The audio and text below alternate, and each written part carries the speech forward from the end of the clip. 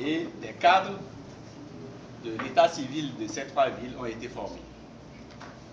Alors, malheureusement, pour plusieurs raisons, ce programme n'a pas pu évoluer. Pour des raisons d'ordre administratif, pour des raisons d'ordre technique, parce que tout à l'heure, le collègue qui a présenté l'élément que nous avions là a parlé de la pérennisation du logiciel. À un moment donné, il y a eu l'avènement du Code des personnes et de la famille qui a rendu caduc ce logiciel-là. Alors, donc il fallait intégrer ces nouvelles donnes au logiciel, ce qui n'a pas été fait. Et il faut reconnaître que ce programme a échoué pour la raison que je viens d'évoquer, mais pour une autre raison, particulièrement au niveau de la commune de Cotonou. Je ne sais pas si cette raison est valable pour les deux autres communes. C'est la gestion administrative de nos villes.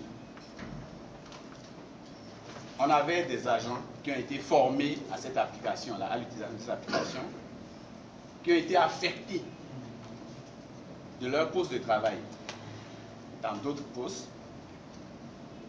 Et du coup, une bonne partie des équipements s'est retrouvée en l'air sans utilisateur.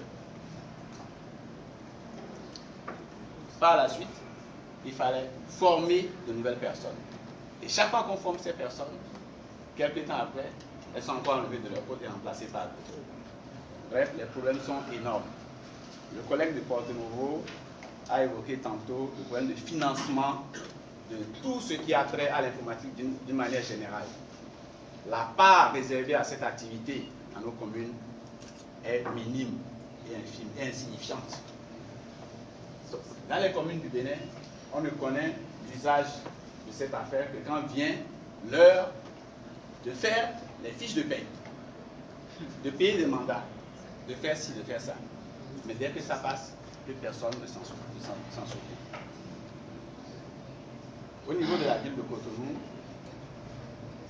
il y a aujourd'hui, dans la gestion des affaires domaniales, un outil de sécurisation des actes domaniaux que nous utilisons depuis à peu près 3 à 4 ans pour ceux qui habitent Cotonou et qui demandent aujourd'hui des actes domaniaux dans tout le processus. Il y a,